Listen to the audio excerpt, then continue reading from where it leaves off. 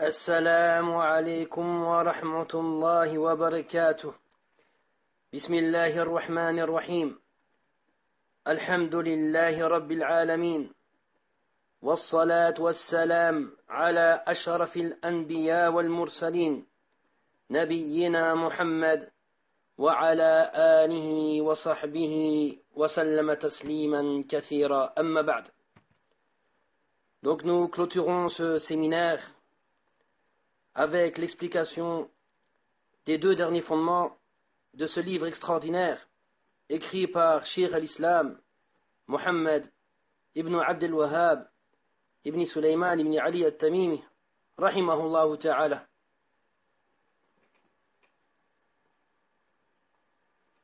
Mais avant de commencer,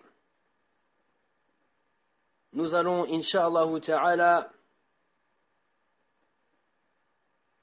répéter les 6 fondements que le Cheikh a mentionnés dans ce livre. Le premier de ces fondements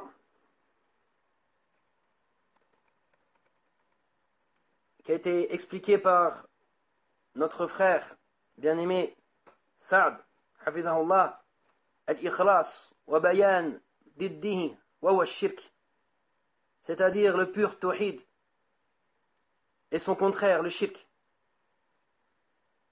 Le deuxième fondement de ce livre, al-ijtima' fi ad-din wa nahyu an at-tafarruq fihi, s'unir sur la religion et l'interdiction de la division dans celle-ci. Troisième fondement expliqué par notre frère Suleiman, hafidhahullah wa shafahullah shifa'an taman ajilan, Allahumma amin. As-sam'u wa at-ta'a li wulati al-amr, l'écoute et l'obéissance aux détenteurs du commandement. Al-aslu ar-rabi' bayan al-ilm wal-ulama wa man tashabbaha bihim wa laysa minhum. Le quatrième fondement de ce livre est l'éclaircissement de la science et des savants et ceux qui veulent leur ressembler mais qui ne font pas partie d'eux. Et enfin les deux derniers fondements, et c'est ces fondements qu'on va expliquer aujourd'hui incha'Allah ta'ala. Al-aslu al-khamis bayan man hum awliya'ullah, l'éclaircissement de qui sont les alliés d'Allah. Et l'aslu sadis, le 6e fondement, raddu shubha allati wada'aha ash-shaytan fi tarki al-Qur'an wa sunnah, la réfutation de l'ambiguïté établie par Shaytan dans le fait de délaisser le Coran et la Sunna. Donc on commence incha'Allah ta'ala par le 5e fondement, et le Cheikh al-Islam Mohammed ibn Abd al-Wahhab nous dit: Al-aslu al-khamis bayanullah subhanahu li awliya'illah wa tafriquhu baynahum wa bayna al-mutashabbihin bihim من أعداء الله المنافقين والفجار. ويكفي في هذا آية من سورة آل عمران وهي قوله قل إن كنتم تحبون الله فاتبعوني يحببكم الله. Le shir donc commence ce 5e fondement en disant: Allah subhanahu wa ta'ala a montré clairement qui sont ses alliés, al-awliya, et les a différenciés de ceux qui s'assimilent à eux parmi les ennemis d'Allah, les hypocrites et les pervers. Et un verset de la sourate Al-Imran suffit ici pour l'expliquer. La parole d'Allah subhanahu wa ta'ala au sens approché dit: si vous aimez vraiment Allah, alors suivez-moi, Allah vous aimera. Wa ayatun في سورة المائدة وهي قوله يا أيها الذين آمنوا من يرتد منكم عن دينه فسوف يأتي الله بقوم يحبهم ويحبونه. Également un verset de la sourate Al-Ma'idah: ô vous qui avez cru, où Allah subhanahu wa ta'ala nous dit au sens approché: ô vous qui avez cru, quiconque parmi vous apostasie de sa religion, Allah suscitera d'autres hommes qu'il aimera et qui l'aimeront. وآية في يونس وهي قوله ألا إن أولياء الله لا خوف عليهم ولا هم يحزنون الذين آمنوا وكانوا يتقون. Et un autre verset de sourate Yunus où Allah subhanahu wa ta'ala dit au sens approché, en vérité, les alliés d'Allah seront à l'abri de toute crainte et ne seront point affligés, ceux qui croient et qui craignent Allah. Ensuite le Shir ul-Islam, Muhammad ibn Abd al-Wahhab rahimahullah nous dit ثم صار الأمر عند أكثر من يدعي العلم وأنه من هداة الخلق وحفاظ الشرع إلى أن الأولياء لا بد فيهم من ترك اتباع الرسل ومن تبعهم فليس منهم. Cheikh l'Islam nous dit, puis la plupart de ceux qui se prétendent détendeurs de la science religieuse, parmi les guides de l'humanité et les gardiens de la législation, ont considéré à tort que les alliés d'Allah devaient nécessairement délaisser le suivi des messagers et que quiconque les suivait ne faisait pas partie de ses alliés. ولا بد من ترك الجهاد فمن جاهد فليس منهم ولا بد من ترك الإيمان والتقوى فمن تعهد بالإيمان والتقوى فليس منهم يا ربنا نسألك العفو والعافية إنك سميع الدعاء. Et le Cheikh ul-Islam termine ce fondement en disant ainsi, il devait obligatoirement délaisser la lutte pour la cause d'Allah, ce qu'on appelle le djihad, car quiconque s'y engageait ne faisait pas partie d'eux, yani des alliés d'Allah subhanahu wa ta'ala. De même qu'il devait délaisser la foi et la piété, car quiconque persévérait dans la foi et la piété ne faisait pas partie d'eux. Ô notre Seigneur, nous te demandons le pardon et la préservation. Tu es certes celui qui entend l'invocation. Et donc nous allons expliquer ce fondement très important avec la lecture de l'explication de Cheikh Muhammad ibn Salih al-Uthaymin rahimahullah, ou du moins un résumé de son explication.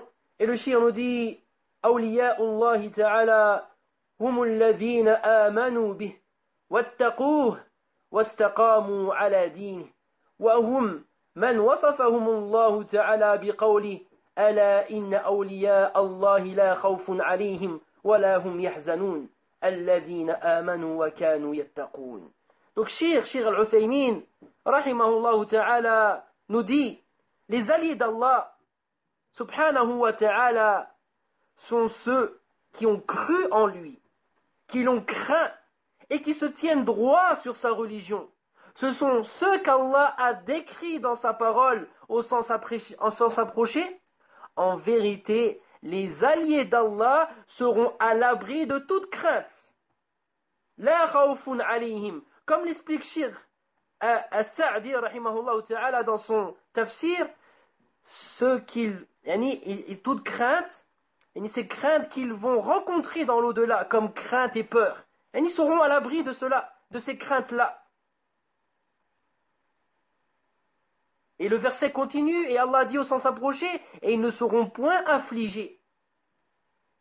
Cheikh Sa'di dit également, pour ce qu'ils ont fait, car ils n'ont fait que des œuvres pieuses. Donc ils ne seront point affligés, ils ne seront point tristes, parce qu'ils ont fait que des œuvres pieuses.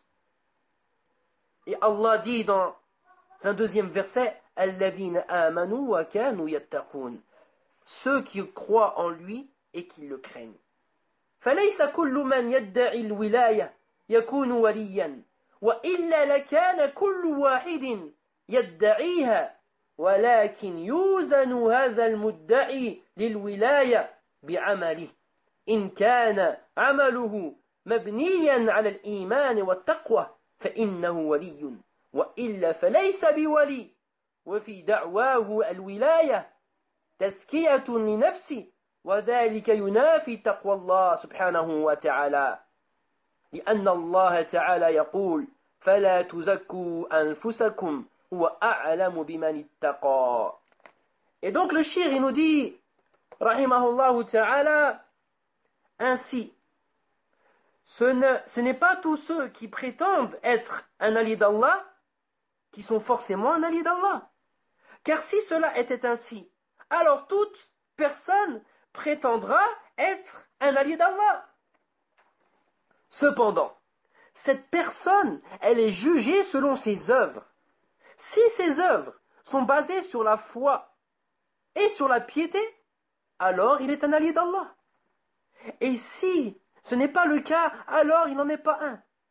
Et dans le fait de prétendre être un allié d'Allah, comme certaines personnes, à notre époque, disent oui, je suis un allié d'Allah, il y a en cela un éloge de soi-même.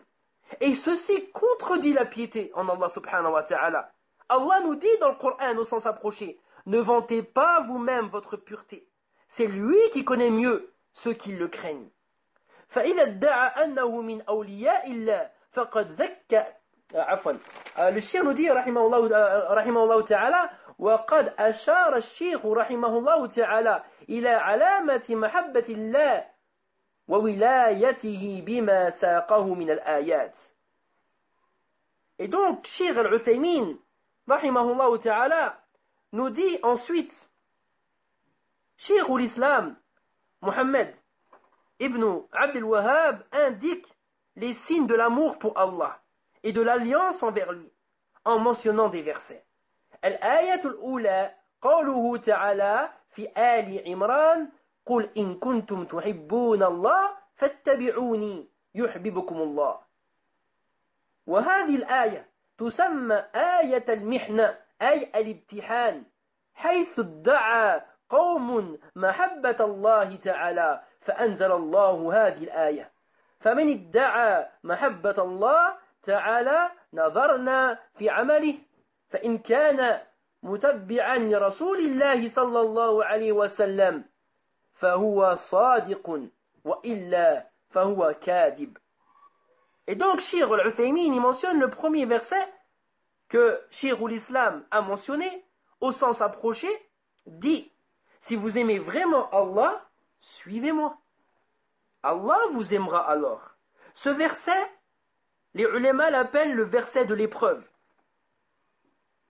Ayat al-mihna, ay al-imtihan. Car des gens prétendaient aimer Allah. Alors Allah a descendu ce verset. Celui donc qui prétend l'amour pour Allah, nous regardons ses œuvres. S'il suit le messager d'Allah, sallallahu alayhi wa sallam, il est par conséquent véridique. Et sinon, c'est un menteur. الآية الثانية قوله تعالى في المائدة يا أيها الذين آمنوا من يرتد منكم عن دينه فسوف يأتي الله بقوم يحبهم ويحبونه الآيتين. Ensuite, le deuxième verset mentionné par Cheikh l'Islam concerne les signes de l'amour pour Allah et l'alliance envers lui subhanahu wa ta'ala. C'est la parole d'Allah Azza wa Jal dans Surat Al-Ma'idah, au sens approché, ô vous qui croyez. Si certains d'entre vous apostasient leur religion, Allah suscitera d'autres hommes qu'il aimera et qui l'aimeront, qui sont humbles envers les croyants, fiers et puissants envers les mécréants, luttant sur le sentier d'Allah, ne craignant aucunement le reproche de ceux qui les blâment. Telle est la grâce d'Allah qu'il accorde à qui il veut. Allah est immense. Et comme le mentionne Cheikh Al-Uthaymin dans son tafsir, immense en tous ses attributs, et particulièrement dans ce verset, en sa grâce et en ses dons. Et il est omniscient. Vos alliés ne sont qu'Allah, son messager et les croyants qui accomplissent la salat, qui s'acquittent de la zakat et s'inclinent devant Allah, et qui comprend pour allier Allah, son messager et les croyants sont du parti d'Allah, et ceux du parti d'Allah seront victorieux. فوصفهم بأوصاف هي علامة المحبة وثمراتها. الوصف الأول أنهم أذلة على المؤمنين فلا يحاربونهم ولا يقفون ضدهم ولا ينابذونهم. Et donc, Allah les a décrits, ses alliés, il les a décrits avec des caractéristiques qui sont des signes de l'amour pour Allah et les fruits de cet amour. Écoutez ces caractéristiques, mes frères, afin de les mettre en application et d'espérer faire partie des alliés d'Allah subhanahu wa ta'ala. La première caractéristique, ils sont humbles envers les croyants. Ainsi, ils ne les combattent pas, ils ne s'opposent pas à eux, ils ne se séparent pas d'eux avec rancune. الوصف الثاني أنهم أعزة على الكافرين أي أقوياء عليهم غالبون لهم. La deuxième caractéristique qu'Allah subhanahu wa ta'ala mentionne dans ce verset, ils sont fiers et puissants envers les mécréants. C'est-à-dire qu'ils sont plus forts qu'eux et ils prennent le dessus sur eux. الوصف الثالث أنهم يجاهدون في سبيل الله أي يبذلون الجهد في قتال أعداء الله لتكون كلمة الله هي العليا. Troisième caractéristique, ils luttent dans le sentier d'Allah, c'est-à-dire qu'ils font des efforts dans la lutte contre les ennemis d'Allah, afin que la parole d'Allah soit la plus haute. Et là, bien sûr, on est obligé de rappeler à nos frères et à nos sœurs que le jihad, comme toute adoration, comporte des conditions et des règles à suivre, basées sur le Coran et la Sunna, comme a mentionné notre frère Suleiman juste avant, hafizahullah wa shafahullah. Et cela a été expliqué en détail dans les livres des savants de la Sunna, walillahi alhamd. Donc, ne vous laissez pas tromper, ne vous laissez pas manipuler par ces mouvances actuelles qui égarent nos frères et nos sœurs. Tout comme nous ne cautionnons pas ceux qui prétendent que le jihad ne fait pas partie de la religion, mais plutôt nous avons la voie du juste milieu. Nous affirmons le djihad selon les règles et les conditions mentionnées dans le livre d'Allah et la sunna du prophète sallallahu alayhi wa sallam. Donc faites attention, mes frères, de ne pas comprendre ce sujet d'une façon erronée et de vous égarer comme se sont égarés ceux avant nous. On ferme la parenthèse et on continue. الوصف الرابع أنهم لا يخافون في الله لومة اللائم أي إذا لامهم أحد على ما قاموا به من دين الله لم يخافوا لومته ولم يمنعهم ذلك من القيام بدين الله عز وجل. La quatrième caractéristique, cette caractéristique, je vous rappelle, mes frères, de l'amour pour Allah subhanahu wa ta'ala, c'est quoi? Ils ne craignent pas le reproche de celui qui le blâme ou de ceux qui les blâment. Ça c'est important, mes frères. On ne craint pas le reproche de ceux qui nous blâment. C'est-à-dire si quelqu'un les blâme concernant leur pratique de la religion d'Allah, alors ils ne craignent pas ce blâme. Et cela ne les empêche pas de pratiquer la religion d'Allah. Et ceci est très important. On ne doit pas se laisser apeurer ou influencer par le blâme des ennemis de l'islam et des ennemis de la sunna. On ne craint pas leur blâme. Et ça ne nous empêche pas de pratiquer la religion d'Allah subhanahu wa ta'ala. Cheikh Al-Uthaymin continue rahimahullah et dit الآية الثالثة قوله تعالى في يونس ألا إن أولياء الله لا خوف عليهم ولا هم يحزنون الذين آمنوا وكانوا يتقون فبين الله تعالى أن أولياء الله تعالى هم الذين اتصفوا بهذين الوصفين الإيمان والتقوى فالإيمان بالقلب والتقوى بالجوارح فمن ادعى الولاية ولم يتصف بهذين الوصفين فهو كاذب. Le shir ensuite mentionne le troisième verset que Shirul Islam a mentionné et qui concerne les signes de l'amour pour Allah subhanahu wa ta'ala et l'alliance envers lui. C'est sa parole dans Surat Yunus. En vérité, les alliés d'Allah seront à l'abri de toute crainte et ne seront point affligés. Ceux qui croient et qui craignent Allah. Allah clarifie que ses alliés sont ceux qui possèdent ces deux caractéristiques, lesquelles, mes frères? La foi, l'iman, et la piété, at-taqwa. Ainsi, la foi est avec le cœur, et la piété avec les membres. Par conséquent, celui qui prétend l'alliance envers Allah et qui ne possède pas ces deux caractéristiques, il est certes un menteur. ثم إن الشيخ رحمه الله بين أن الأمر صار على العكس عند أكثر من يدعي العلم وأنه من هداة الخلق وحفاظ الشرع فالولي عنده من لا يتبع الرسل ولا يجاهد في سبيل الله ولا يؤمن به ولا يتقيه. Ensuite, Cheikh l'Islam Mohammed ibn Abd al-Wahhab explique que la situation est devenue l'inverse de ceci. Chez beaucoup de personnes qui revendiquent détenir la science et d'être parmi les guides de l'humanité et les gardiens de la législation. Ainsi, l'allié d'Allah pour eux, c'est qui? C'est celui qui ne suit pas les messagers et qui ne lutte pas dans le sentier d'Allah, qui ne croit pas en lui et qui ne le craignent pas. Subhanallah. Et ensuite, Cheikh Al-Uthaymin mentionne un long passage du livre de Cheikh al-Islam Ibn Taymiyyah, rahimahullah, ce livre qui est connu de tous, Al-Furqan. Et en fait, celui qui veut plus de détails sur ce fondement, alors qu'il lise Al-Furqan, et notamment les explications de nos savants, comme Cheikh Al-Fawzan par exemple, qui a expliqué le livre.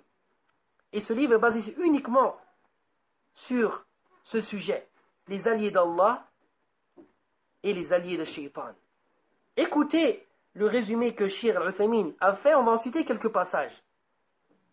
Donc le Cheikh l'Islam Ibn Taymiyyah rahimahullah ta'ala nous dit وَقَدْ بَيَّنَ سبحانه وتعالى في كتابه وسنة رسوله صلى الله عليه وسلم أن لله أولياء من الناس وللشيطان أولياء ففرق بين أولياء الرحمن وأولياء الشيطان فقال تعالى ألا إن أولياء الله لا خوف عليهم ولا هم يحزنون الذين آمنوا وكانوا يتقون لهم البشرى في الحياة الدنيا وفي الآخرة لا تبديل لكلمات الله ذلك هو الفوز العظيم. Donc Cheikh al-Islam Ibn Taymiyyah rahimahullah ta'ala nous dit Allah a clarifié dans son livre et dans la sunna de son messager qu'il possède des alliés parmi les hommes. Et Shaitan possède également des alliés. Et il a ainsi, yani Allah subhanahu wa ta'ala, a différencié entre les alliés d'Ar-Rahman et les alliés de Shaitan. Et Allah subhanahu wa ta'ala nous dit dans le Coran au sens approché, en vérité les alliés d'Allah seront à l'abri de toute crainte et ils ne seront point affligés. Ceux qui croient et qui craignent Allah, il y a pour eux une bonne annonce dans la vie d'ici-bas, dans la dunya, tout comme dans l'akhira. Il n'y aura pas de changement aux paroles d'Allah. Voilà l'énorme succès. وذكر أولياء الشيطان فقال تعالى فإذا قرأت القرآن فاستعذ بالله من الشيطان الرجيم إنه ليس له سلطان على الذين آمنوا وعلى ربهم يتوكلون إنما سلطانه على الذين يتولونه والذين هم به مشركون. Et ensuite, il mentionne Allah subhanahu wa ta'ala les alliés de Shaitan. Au sens approché, il dit, lorsque tu veux lire le Coran, demande la protection d'Allah contre le Shaitan, le maudit. Il n'a aucun pouvoir sur ceux qui croient et qui placent leur confiance en leur Seigneur. Et il n'a de pouvoir que sur ceux qui le prennent pour alliés et qui deviennent associateurs à cause de lui. Ensuite, il continue Cheikh l'Islam et il nous dit, yani Cheikh l'Islam Ibn Taymiyyah, فيجب أن يفرق بين أولئي وأولئي كما فرق الله ورسوله بينهما فأولياء الله هم المؤمنون المتقون وهم الذين آمنوا به وولوه فأحبوا ما يحب وأبغضوا ما يبغض وردوا بما يرضى وسخطوا بما يسخط وأمروا بما يأمر ونهى عما نهى وأعطى من يحب أن يعطى ومنعوا من يحب أن يمنع. Et donc il est impératif, il nous dit le Cheikh al-Islam Ibn Taymiyyah, il est donc impératif de différencier entre les uns et les autres, et entre les alliés d'Allah et les alliés de Shaitan. Comme lorsqu'Allah et son messager ont différencié entre eux. Ainsi, les alliés d'Allah sont les croyants, les pieux, c'est-à-dire ceux qui ont cru en lui et qui l'ont pris pour allié, et ils ont aimé ce qu'il aime, et ils ont détesté ce qu'il déteste, et ils ont agré ce qu'il agrée, ils se sont mis en colère contre ce qui le met en colère, et ils ont ordonné ce qu'il ordonne, ils ont interdit ce qu'il a interdit, et ils ont donné ce qu'il a aimé qu'on donne, et ils ont retenu ce qu'il a aimé qu'on retienne. Ceux-là sont les alliés d'Allah subhanahu wa ta'ala. فلا يكون وليا لله إلا من آمن به وبما جاء به واتبعوا باطنا وظاهرا ومن ادعى محبة الله وولايته وهو لم يتبعه أي الرسل فليس من أولياء الله بل من خالفه كان من أعداء الله وأولياء الشيطان قال تعالى قل إن كنتم تحبون الله فاتبعوني يحببكم الله. Cheikh l'Islam nous dit, rahimahullah ta'ala, et je vous rappelle, mes frères, lorsqu'on dit Cheikh l'Islam sans mentionner son nom, al-asl, la base que c'est Cheikh l'Islam Ibn Taymiyyah, comme ont expliqué al-ulama. Personne n'est allié d'Allah excepté celui qui croit en lui et en ce qu'il a envoyé et qui le suit de façon cachée et apparente, et celui qui prétend l'amour pour Allah, l'alliance avec lui, et qui ne suit pas le messager, il ne fait pas partie des alliés d'Allah, mais plutôt celui qui diverge du messager fait certes partie des ennemis d'Allah et des alliés de Shaitan. Allah dit au sens approché dans le Coran, dit si vous aimez vraiment Allah, alors suivez-moi, Allah vous aimera.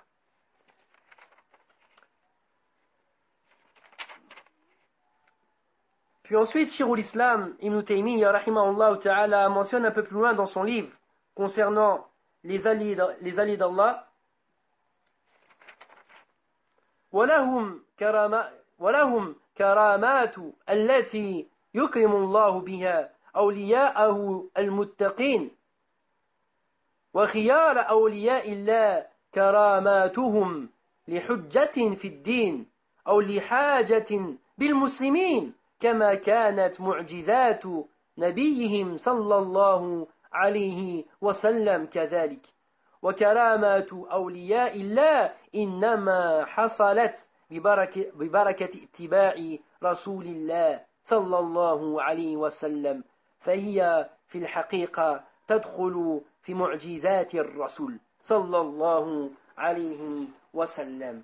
Et donc maintenant, Cheikh l'Islam Ibn Taymiyyah, lorsqu'il continue à parler des alliés d'Allah, il mentionne un sujet important concernant les alliés d'Allah, c'est les miracles.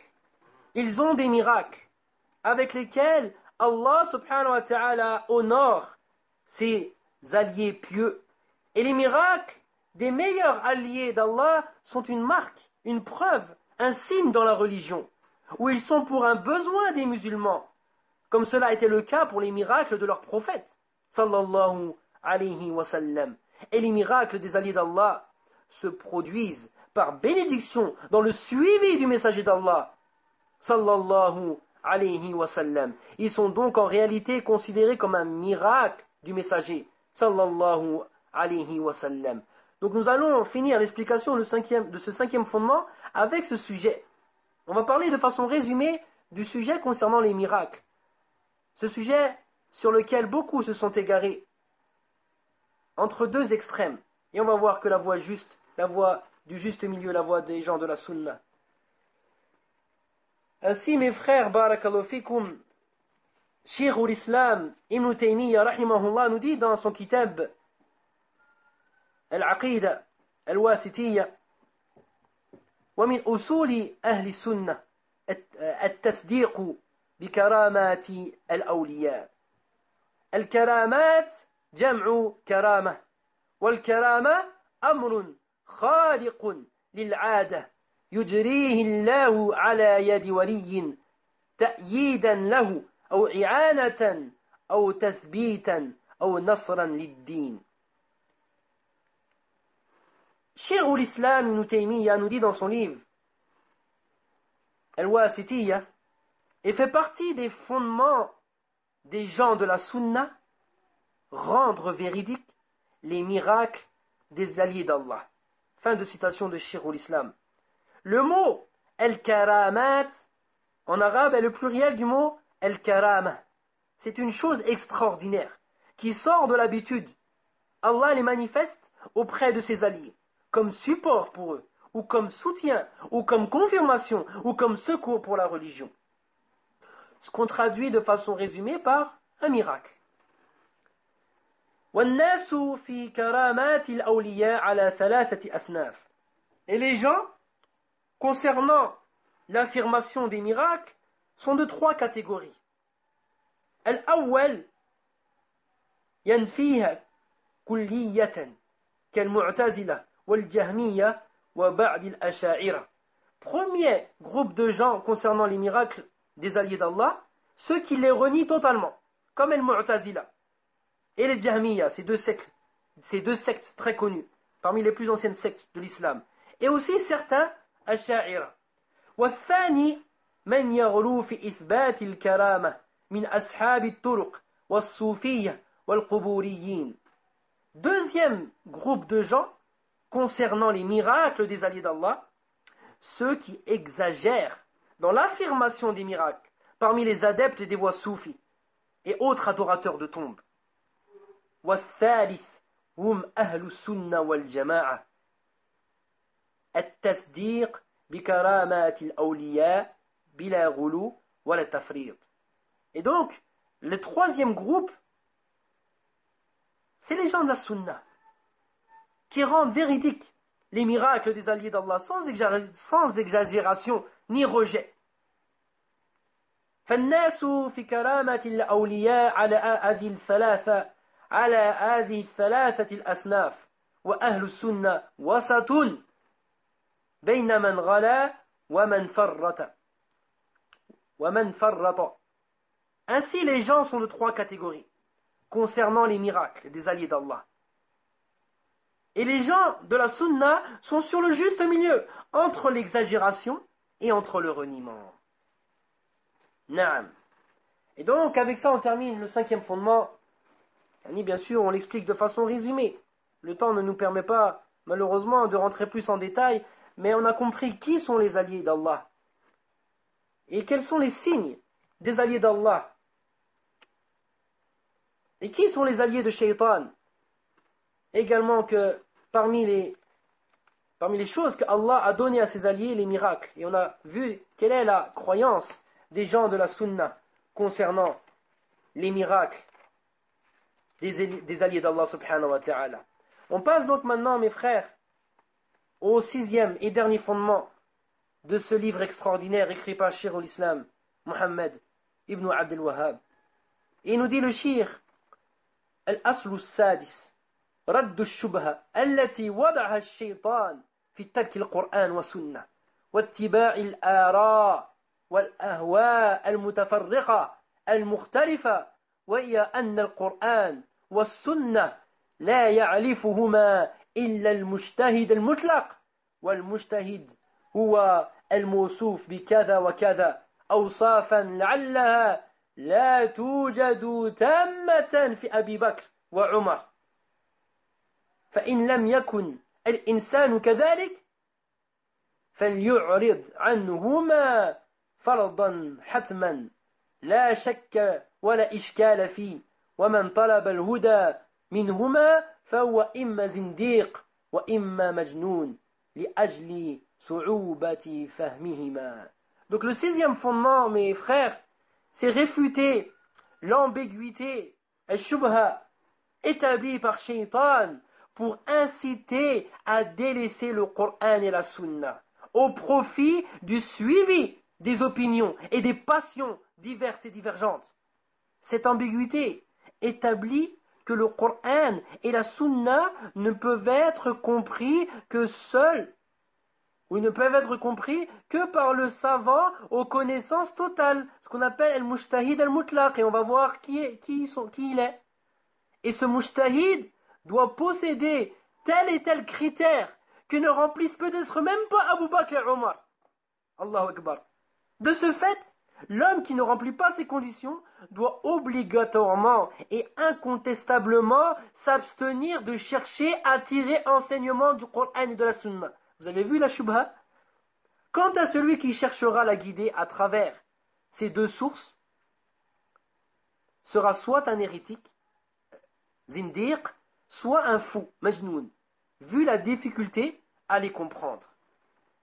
Et il finit le shir, فسبحان الله وبحمده كم بين الله سبحانه شرعا وقدرا خلقا وأمرا في رد هذه الشبهة الملعونة من وجوه شتى بلغت إلى حد الضروريات العامة ولكن أكثر الناس لا يعلمون لقد حق القول على أكثرهم فهم لا يؤمنون إنا جعلنا في أعناقهم أغلالا فإيا إلى الأثقان فهم مقمحون وجعلنا من بين أيديهم سدا ومن خلفهم سدا فأغشيناهم فهم لا يبصرون وسواء عليهم أأنذرتهم أم لم تنذرهم لا يؤمنون إنما تنذر من اتبع الذكرى وخشي الرحمن بالغيب فبشره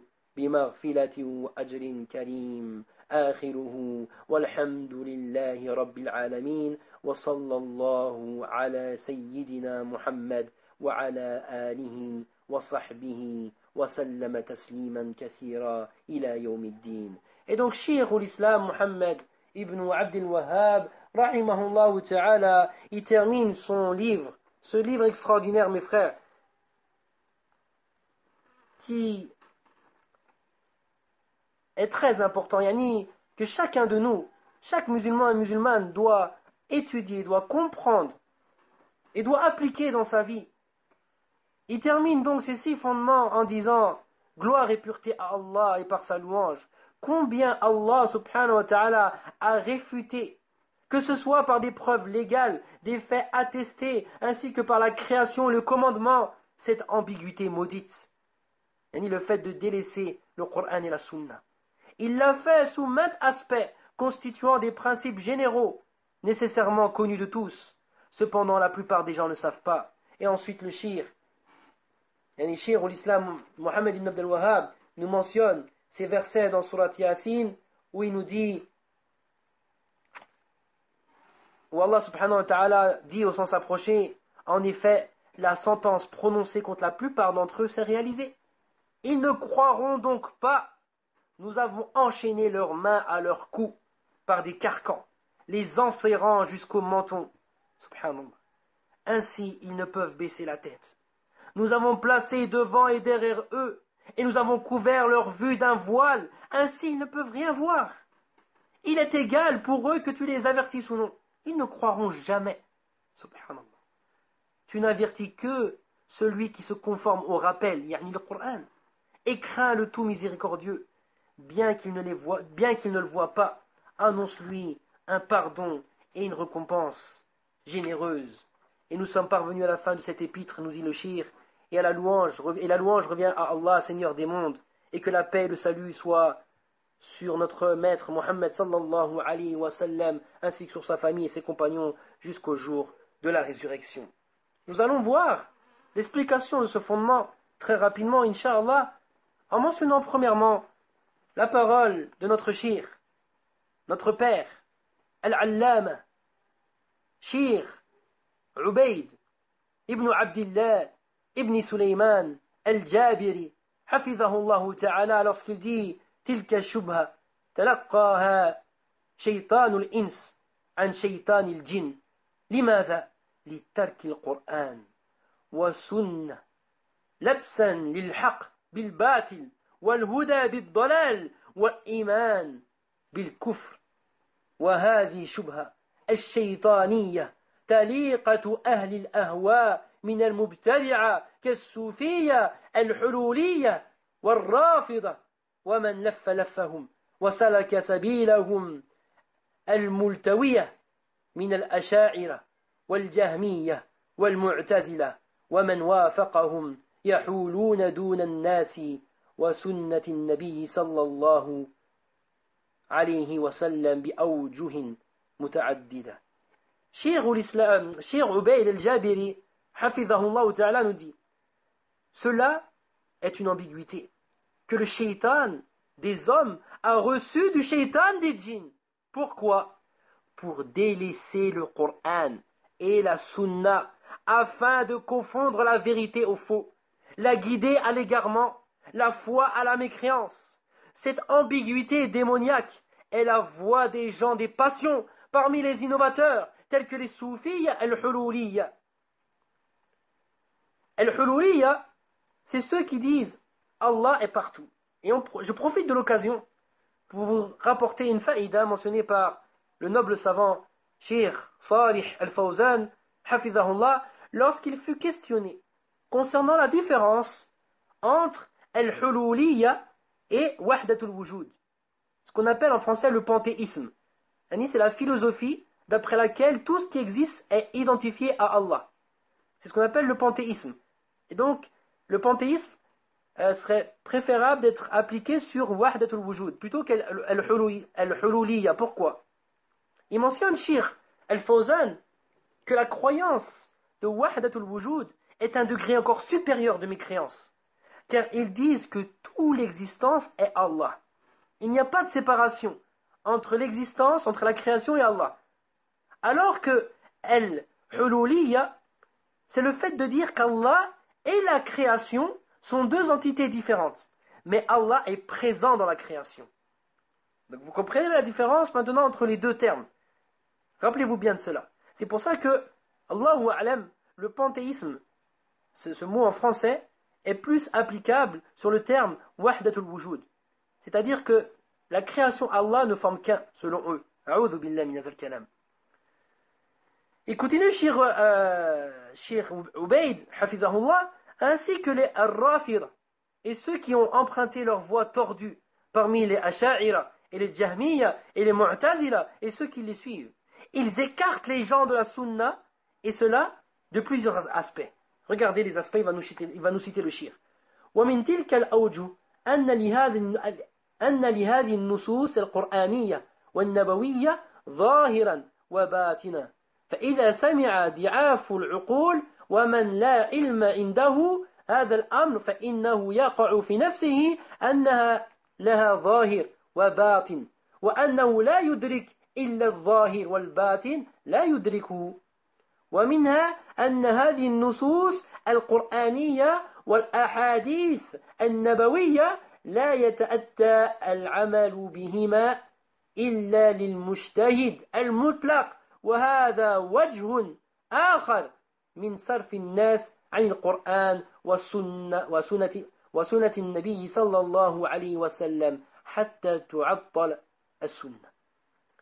Parmi ces aspects donc, le fait de dire que pour les textes coraniques et prophétiques, il y a un sens apparent et un sens caché.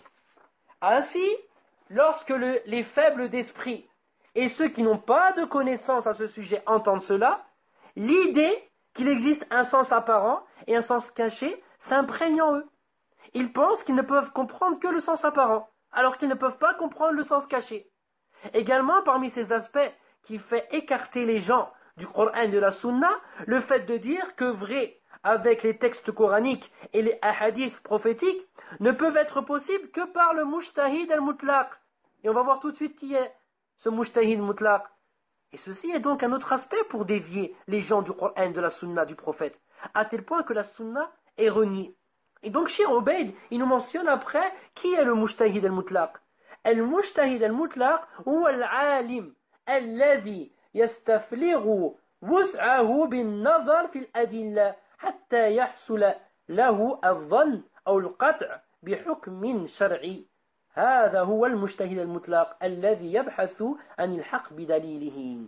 Donc Cheikh Ubaid Hafidhahullah Ta'ala nous dit Al-Mujtahid al-Mutlaq, donc retenez bien la définition afin qu'on ne répète pas à chaque fois, est le savant qui met ardemment en œuvre toutes ses capacités dans l'étude des preuves afin d'obtenir la supposition ou l'affirmation d'un jugement légiféré.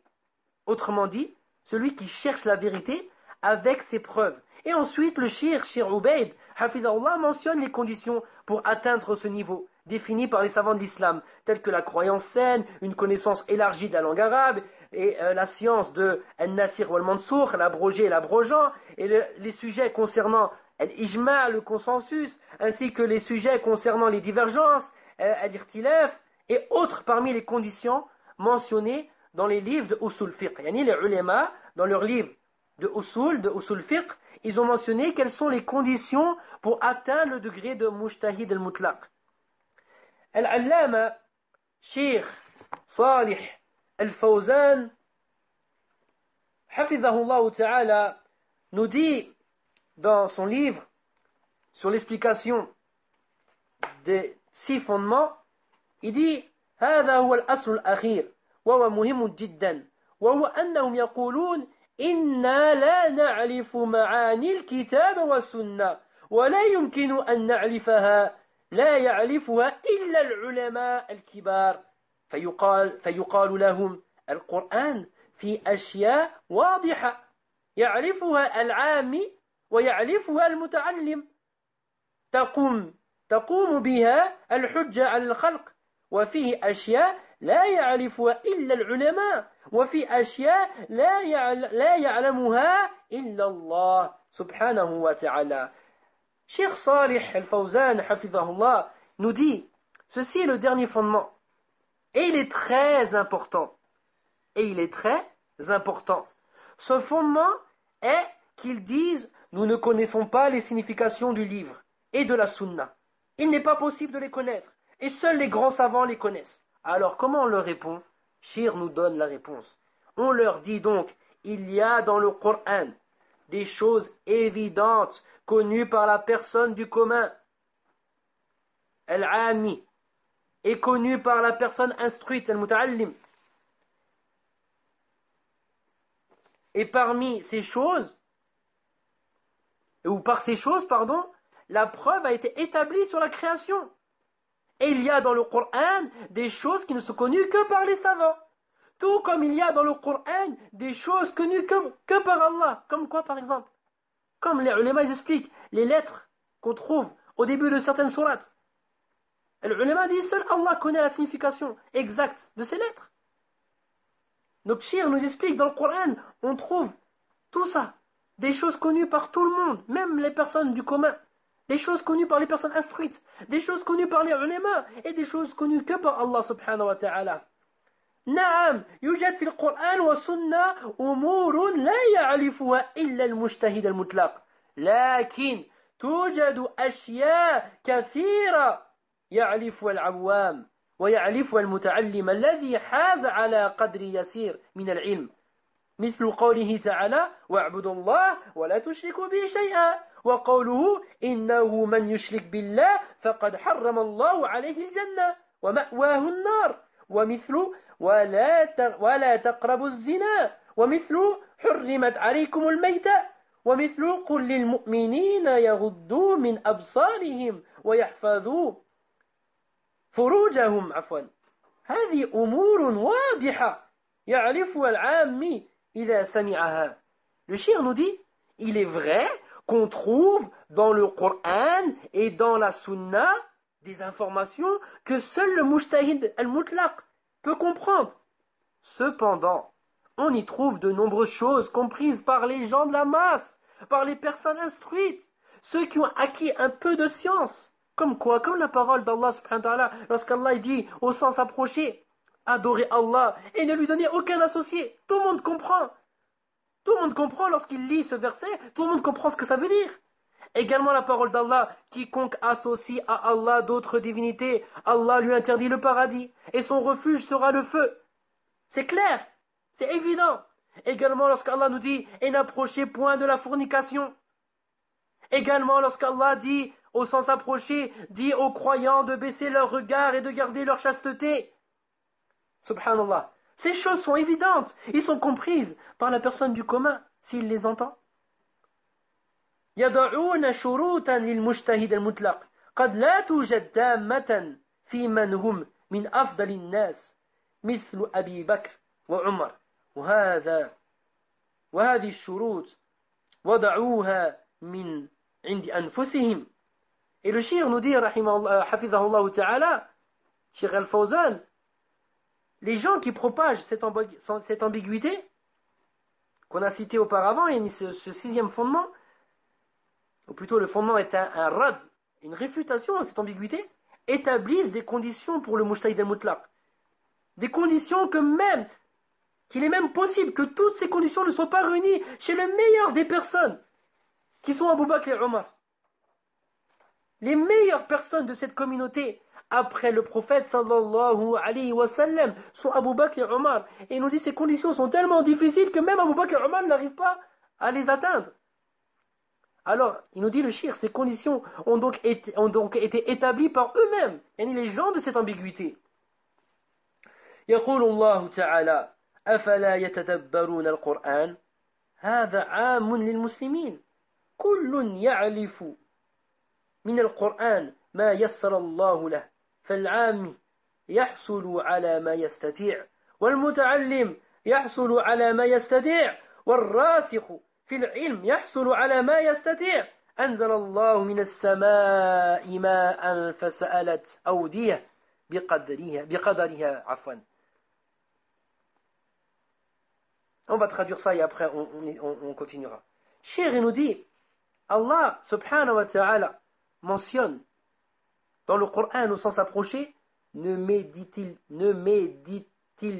donc pas sur le Coran? Ceci est général pour tous les musulmans. Chacun connaît du Coran ce qu'Allah lui a facilité. Ainsi, la personne du commun comprend ce qu'elle peut du Coran. La personne instruite comprend ce qu'elle peut du Coran. Le savant enraciné dans la science comprend ce qu'il peut du Coran. Et là, le shir nous donne un exemple magnifique. Il cite le verset où Allah subhanahu wa ta'ala nous dit, au sens approché, et il a fait descendre du ciel une eau qui coule dans les vallées à mesure de leur capacité, yani à mesure des capacités des vallées. Écoutez l'exemple que nous donne Shir et qui nous donne une image de ce que le shir mentionne.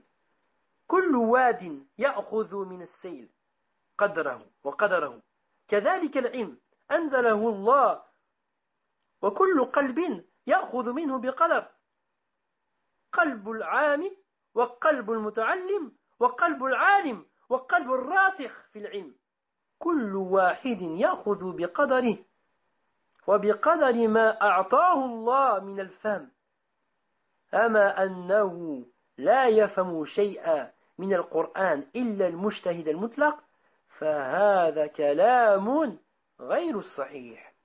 Le shir dit, ainsi, chaque vallée accueille le torrent selon sa capacité, selon la capacité de la vallée, selon la grandeur ou la largeur de la vallée, elle va accueillir le torrent qu'elle pourra accueillir. Il en est de même pour la science qu'Allah a fait descendre. Chaque cœur accueille cette science selon sa capacité. Le cœur de la personne du commun, selon sa capacité. Le cœur de la personne instruite, selon sa capacité. Et le cœur du savant enraciné dans la science, selon sa capacité. Chacun accueille cette science selon sa capacité et selon ce qu'Allah lui a donné comme compréhension. Quant au fait de dire que seul le mujtahid al-mutlaq peut comprendre le Coran, ceci est une parole fausse, qui n'est pas acceptable. Ensuite, Shir al-Fawzan mentionne, concernant les versets de Surat Yasin, qu'a cité Shir al-Islam Muhammad ibn Abd al-Wahhab, هذه الآيات في المعرضين عن تدبر كلام الله وكلام رسوله صلى الله عليه وسلم وفي آخرها الذي من الله عليه وهو من اتبع الذكر وخشي الرحمن فهذا مثل للفريقين. Il nous dit, ces versets concernent ceux qui s'écartent de la méditation de la parole d'Allah et de la parole de son messager sallallahu alayhi wa sallam. Et à la fin de ces versets, Allah cite celui qui a été gratifié par Allah en disant, au sens approché, celui qui se conforme au rappel, yani au Coran, et craint le tout miséricordieux. Ceci est donc un exemple concernant les deux groupes de personnes. Ceux qui ont rejeté la contemplation du Coran ou de la parole d'Allah et de la parole du messager, et au contraire, ceux que Allah a favorisés en donnant cette capacité à méditer et à contempler le Coran et la Sunna. Et je vous conseille de relire cette sourate extraordinaire, sourate Yasin, et notamment les versets 7 à 11. Malheureusement, on n'a pas le temps de les répéter, mais revenez, Inch'Allah, à ces versets.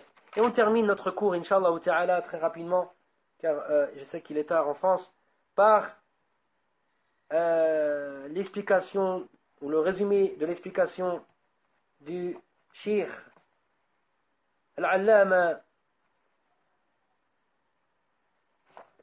Cheikh Ahmed Ibn Yahya Al-Najmi rahimahullah ta'ala, qui nous dit concernant l'explication de ce fondement, il nous dit rahimahullah ta'ala, أقول إن هذه الشبهة شبهة شيطانية توصل بها الشيطان إلى تعطيل الكتاب والسنة وصرف الفهم عنها صرفا كليا وإن هذا لصد عن سبيل الله وتكذيب لكتاب الله حيث يقول تعالى ولقد يسرنا القرآن للذكر فهل من مدكر.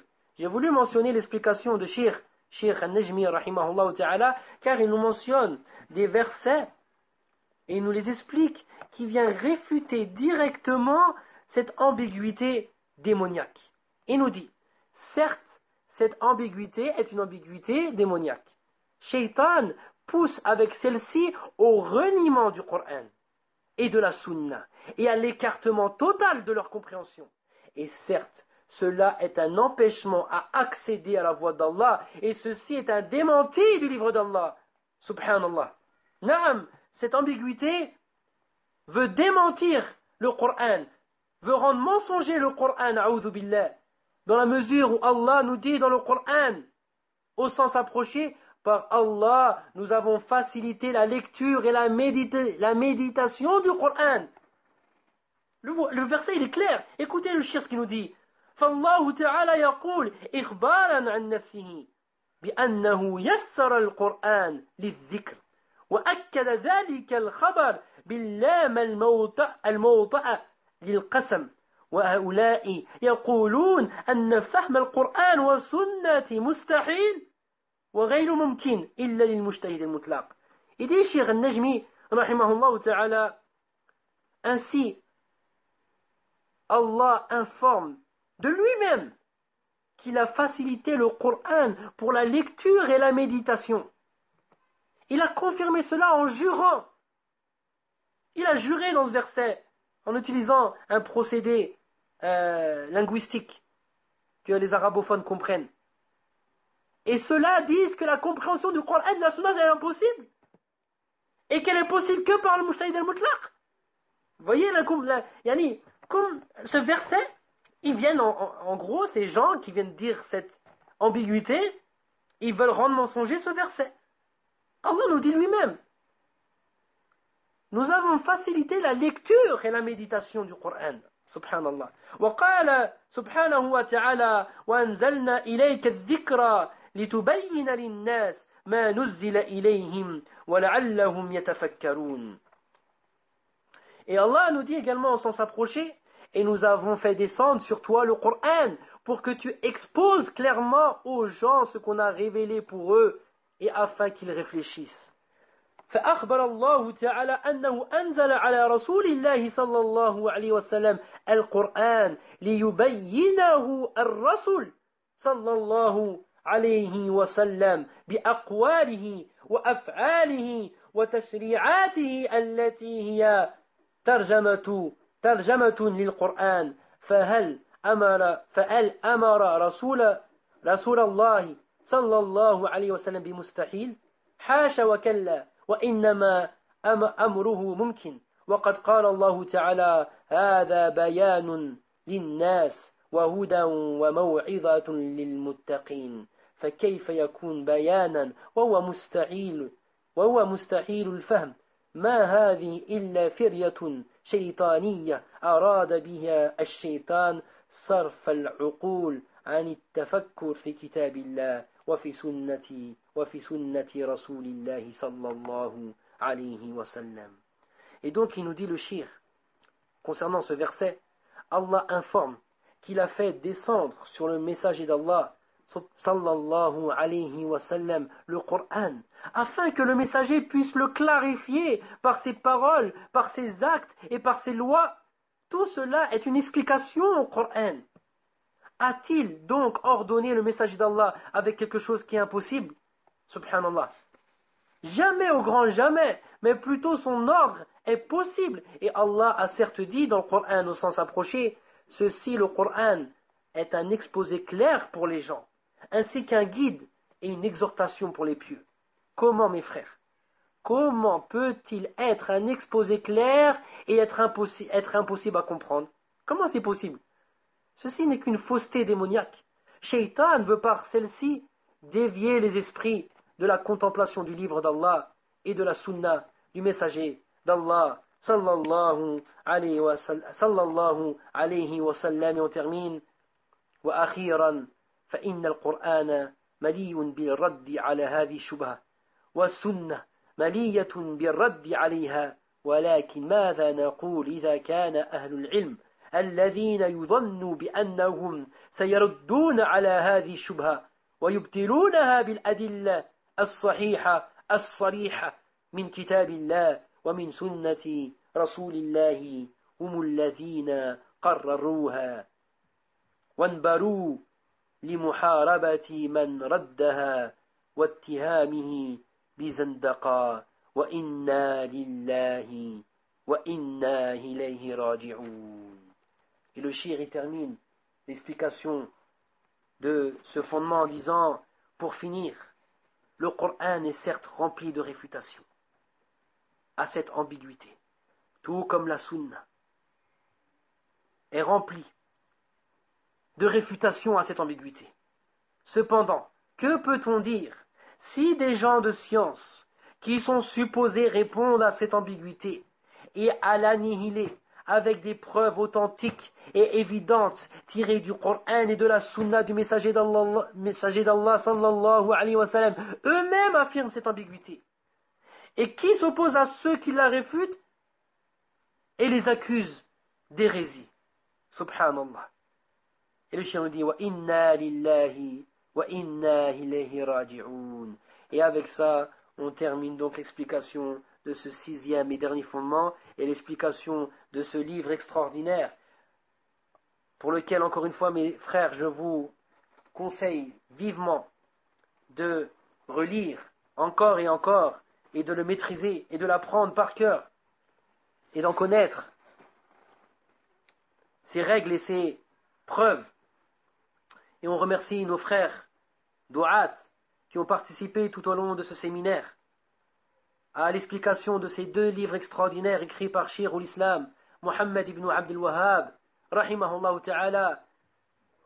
Et on remercie notre frère Suleiman de nous avoir accueillis sur sa radio. Et on demande à Allah subhanahu wa ta'ala de lui accorder une guérison rapide et complète. Allahumma amin. Fajazakumullahu khairan. Wallahu a'lam. Wa sallallahu ala nabiyyina Muhammad. Wa ala alihi wa sahbihi wa sallama tasliman kathira. سبحانك اللهم وبحمدك أشهد أن لا إله إلا أنت أستغفرك وأتوب إليك السلام عليكم ورحمة الله وبركاته